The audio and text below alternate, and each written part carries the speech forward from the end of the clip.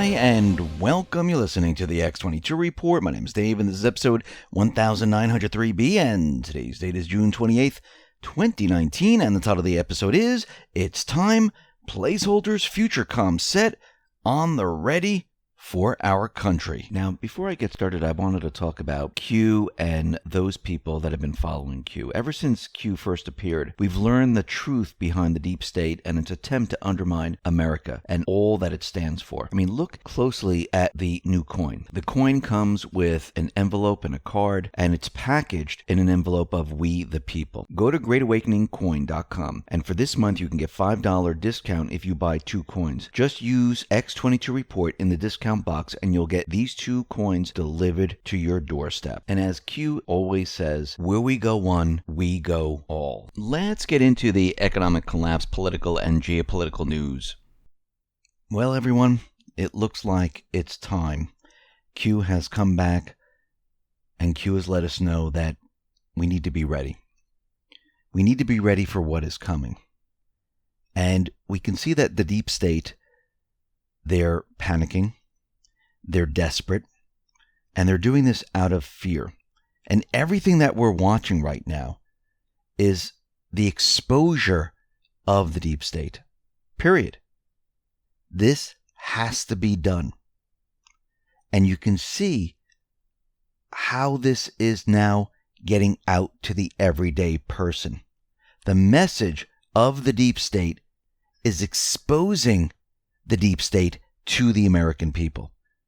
They're starting to realize what they're really about and what their agenda is really about. Now, we know there's the Democratic debate going on right now. And there's a lot of strange messages that are being pushed out there. For example, Kimberly Strassel tweeted out the following. So last night's contenders say they would decriminalize border crossings. This night's contenders say free health care for all those who cross. If you think we have a border crisis now, hashtag #DemDebate2. Trump tweeted out the following in response to what the Dems said during their debate. All Democrats just raised their hands for giving millions of illegal aliens unlimited health care. How about taking care of American citizens first? That's the end of that race. So what are the patriots doing right now? Why aren't they pushing the D-class? Why haven't we seen the D-class? Why haven't they released the OIG report? Why haven't we seen arrests? Because there is a plan. The plan is to expose and to allow the deep state to destroy themselves through the exposure. We'll be talking about this a little bit later in this report. But first, let's look at what Mueller and his testimony is going to consist of. The conservative treehouse put this information out. Details right now are beginning to emerge about the agreement between Democrats and Robert Mueller surrounding his closely constructed upcoming testimony. The baseline here is very important. As we have outlined throughout, and especially since the Democrats won the midterm election, the Mueller team is closely coordinated with Pelosi, Schiff, Nadler, and Cummings, this entire group, about how best to continue the efforts of the Weissman and Mueller small group within the Department of Justice and FBI. Now pay attention to how these are being structured. 2 open sessions with limited questions and only 1 opportunity for questions by each member of the committee. The House Judiciary Committee will have to choose which of its members are able to ask Mueller questions during its open session. Unlike the House Permanent Select Committee on Intelligence, the Judiciary Committee is quite large, almost double in size, so only 22 of its 41 members will be present for the open session. The details of the argument between the committees and Mueller's office are still being worked out. Judiciary Committee members who do not get to ask questions of Mueller will still be able to attend a closed session with Mueller's staff following the open testimony, where they'll be able to ask about material that was redacted from public eye. Notice the closed session without Mueller. This is with Andrew Weissman, and the key members of the investigative unit. This is the heart of the real corruption. Mueller is only the figurehead. Weissman is the person. And the closed-door session allows the Democrats to use the Weissman testimony. So this is how it works. Each member of the Intelligence Committee will be able to ask Mueller questions for 5 minutes in the open session before following up in a similar closed session. Limit the exposure of Mueller is a way for Pelosi, Schiff, and Nadler to mitigate the risk. Only one round of questions. It's a very nice trick. Notice the closed-door sessions are not classified. This is the way for Pelosi, Schiff, and Nadler to get the material, the innuendo, and suspicion injected into their narrative. The unredacted content will be discussed. That means all of the investigative pathways, including the maliciously corrupt false trails, will be put into the discussion. And the politicians are free to talk about all content of that discussion because it is not classified. Without a transcript, because there's going to be no transcript in the closed session, there will be no factual record of the testimony behind closed doors. This allows Pelosi, Schiff, Nadler, and staff to make any claim about the content, regardless of the level of falsity. And there's no factual way for rebuttal. This is by design. Mueller was selected for this role by the internal Department of Justice and FBI group who carried out the investigation. The real scheming is by the team directly under Mueller, and Mueller gets to play the role of willfully blind to the scheme. Mueller didn't select his team. The pre-existing team of corrupt officials selected him. And this brings us to the lawfare group.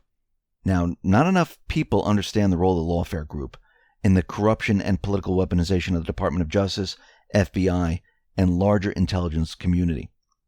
What Media Matters is to corrupt left-wing media, the lawfare group is to the corrupt Department of Justice and FBI.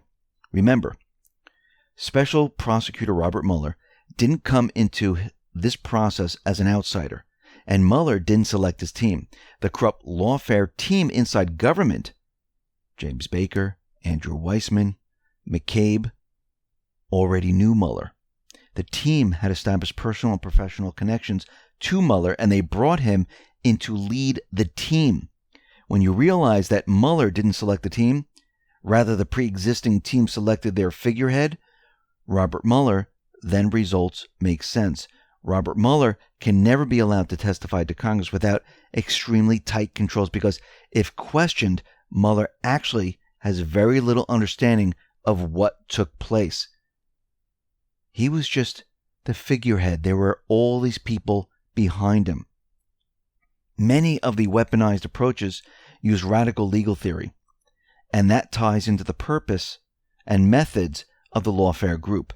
The intent of lawfare is described in the name, to use law as a tool in warfare. And this organization has now built all of this on fighting anyone that tries to stop what they're doing. They consider this an internal war. And remember, their main objective was to impeach Trump. How? They were going to use the Mueller report. There was going to be some evidence of collusion with Russia. There was going to be information in there which showed that he obstructed, and they were going to use all of this to impeach Trump. The report didn't show this. So, as Q would always say, what are they doing? They're keeping this going because they have nothing else. And this is why they're setting this up. This is why they're having these closed-doored sessions. There's no transparency here. This is about manipulating all of this to make it look like they have something. And they're going to use this as their weapon. But the Patriots, they're ready to counter. Actually, new documents were released to the American Center for Law and Justice.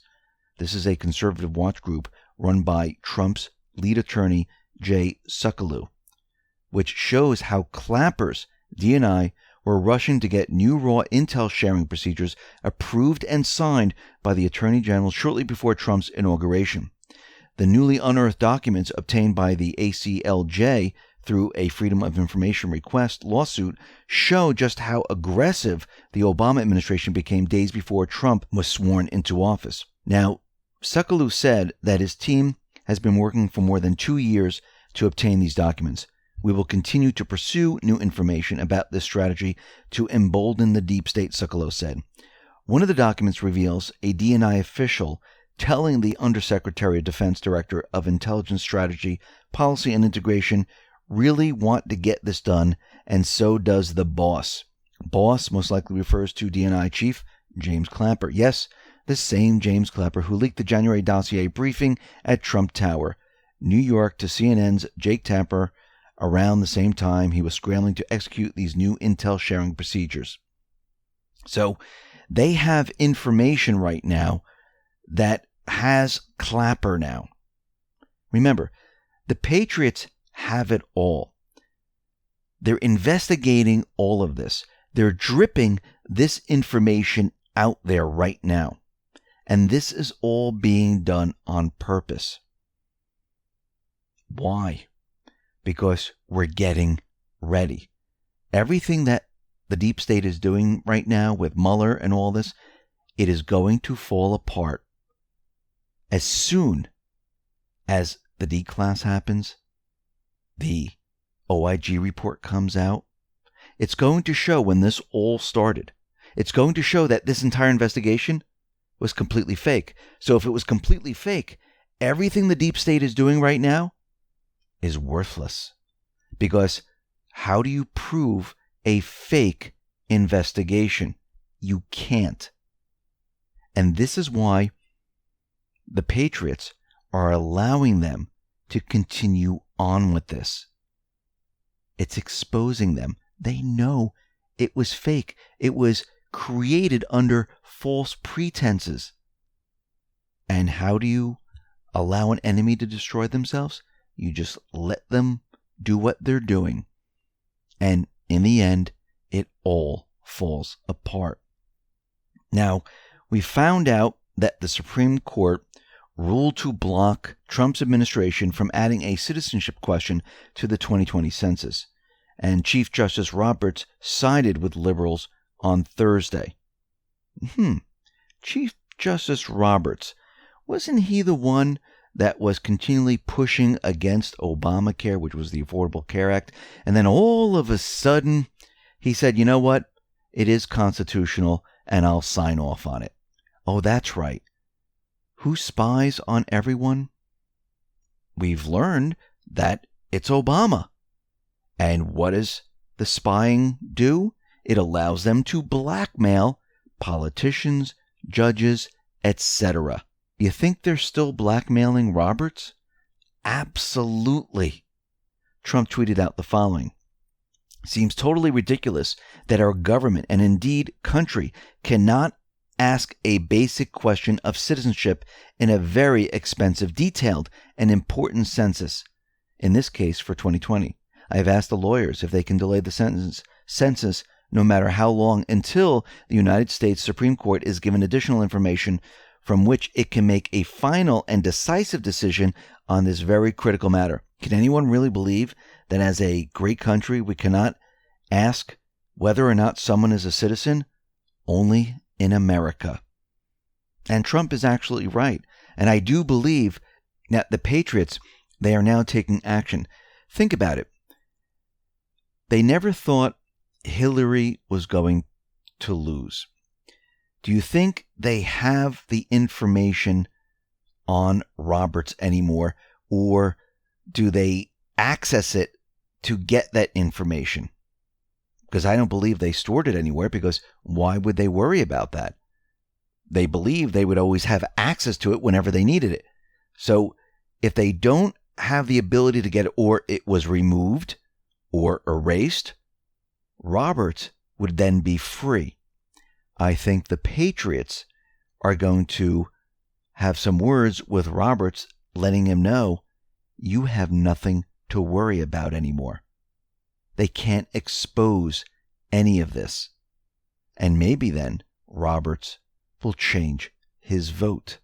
I mean, he did it with Obama when they were blackmailing him. Maybe when the blackmail part of it is gone, he'll reverse what he's doing. Let's wait and see. Now, very interestingly, down in the border, we understand that we have a huge crisis there. Now, AOC released photos, and she was in front of a fence, all dressed up in white, and she was sobbing at the sight of migrant children being detained. And it looks like these were staged photos, because out of the Gateway Pundit and Summit and many others, they showed that this fenced-in area, it was just an empty lot, and nothing was going on there. And in another picture, it showed professional photographers capturing what she was doing, and this looked like it was a photo op to push a certain agenda. We've seen this before. This is nothing new. Now, Representative Adam Schiff, he is criticizing Trump right now after a photo showing a father and a young daughter who drowned trying to cross the U.S.-Mexico border went viral, saying the situation is a product of his policy. Now, we need to remember something very important here.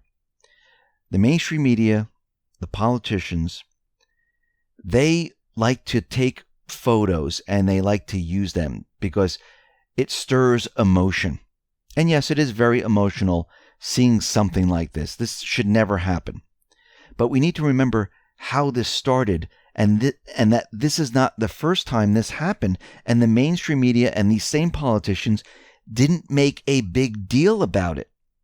If we go back a little bit in time, during the Obama-Biden administration, 535 migrants died in one Texas county alone, Brooks County. And the county is located about 80 miles north of the Texas-Mexico border. Now, Breitbart, they have been reporting this since 2014. About 20 times they have headline articles about what was going on down at the border. First one, Breitbart, Texas witnesses skeleton of illegal migrant, death toll rises. Unsecured border result in death of 2 or more illegal immigrants. Dead illegal immigrant with gold grill found in Texas ranch. I mean, it goes on and on and on. And there are many, many stories starting from 2014 going up to 2016 before Trump was even elected. I mean, look what is happening here. They're using one picture, but the 535 other times they didn't mention it or they didn't hold it up and they didn't say anything about it. They're using this to push their agenda, period. Now, the border bill, that has been passed. Nancy Pelosi announced that the Democratic-controlled House will bend the knee and has agreed to pass the Senate's $4.6 billion immigration bill to deliver aid to the southern border. And this is a good thing. Trump tweeted out the following: bipartisan humanitarian aid bill for the southern border just passed. Great job done by all. Now we must work to get rid of the loopholes and fix asylum. Thank you also to Mexico for the work being done in helping the illegal immigration. A very big difference. So that part is done. Remember, the wall is still being built, and drug trafficking, human trafficking, the migrants coming across the border, that is all being stopped. Now, the deep state, they are worried, they're panicking, they're afraid, they are desperate, and they need to control the narrative once again. They are completely losing the narrative. This is why they're panicking so much. This is why we see censorship going on right now. They're actually showing their hand. Everything that we're seeing is out of desperation, and this is exactly what the Patriots wanted. Now, Project Veritas, they have their YouTube videos banned. They have their Vimeo videos banned. The big tech companies, they are banning and sticking together with YouTube. Not all of them, but a lot of them. And we can see that there's Facebook, there's Twitter, and the rest. that are pushing the censorship to new levels. Project Veritas tweeted out the following. Breaking. @Vimeo has removed Project Veritas, saying you cannot upload videos that are hateful, defamatory, or discriminatory. Perhaps we embarrassed @Google, but nothing we said was hateful, defamatory, or discriminatory. They're trying to erase us from the internet. Now, what's very interesting is that Vimeo, they could have gained market share from exposing the truth about YouTube and Google and the rest, but they decided to go the other way. I mean, they're a competitor of YouTube, but they decided to ban Project Veritas. Now, this seems like they're all connected now, and they're doing the actual opposite. They are, in effect, harming their own business and protecting their competition. This action shows that big tech corporations are enforcing an agenda of social control, where dissent is to be stomped out by any means necessary. And if you look, you can see that Pinterest, YouTube, Twitter, Reddit, Google, Vimeo, Facebook, they're all doing this together. Now, Trump, he tweeted out back in May that I am continuing to monitor the censorship of American citizens on social media platforms. This is the United States of America, and we have what's known as freedom of speech. We are monitoring and watching closely. Remember, the White House was taking a survey, and the White House was asking people, why were you censored? Upload the information, show why you were censored, and they gathered all this information. They need it because I do believe they're going to use this to go after the big tech companies. And Trump was out there saying, perhaps we might have to sue Google over electoral interference and thought control. Now, Twitter, they decided that they are going to create this new policy to hide tweets, but claims it's in the public interest. So Twitter said in a statement that they're introducing a new notice on tweets that they feel violate their rules, making them less prominent, basically invisible to Twitter followers. Here's what Twitter's notice says. When a tweet has this notice placed on it, it will feature less prominently on Twitter and not appear in Safe Search, Timeline when switched to top tweets, live event pages, recommended tweets, push notifications, notifications tab, Explore. Now, why are they doing this? Because they're trying to control the outcome of the 2020 election. Twitter is also saying that they might be censoring some of Trump's tweets. Well, wait a minute. Isn't he the president of the United States, and the United States has a Bill of Rights which allows for freedom of speech, freedom of the press? And aren't these tech companies platforms where people can speak out and use freedom of speech, freedom of expression? And it seems like they're acting like publishers. And this goes back to, are they publishers or are they platforms? And again, we have the government looking into antitrust violations, the Sherman Act, and we also have lawsuits going on all at the same time. Now, Don Jr. tweeted out the following. If they can do it to the leader of the free world, imagine what they are doing to you and your voice. Twitter lays groundwork for potentially downranking some of Trump's tweets. Now think about that for a second. Big tech companies, they're very dangerous. And a lot of people in the past said, oh, I don't care if they spy on me. I don't care if they look at what I'm doing. I'm doing nothing wrong. I'm going to tell you why this is all wrong. Because even though you're not on the app or you're not using it, they are still able to see your tweets, your emails, and everything else. They can use this against you later on. What do I mean? Let's say you're having a conversation and you make racist slurs and you are talking to someone and you say you hate this, this person or that person, and you go off on it.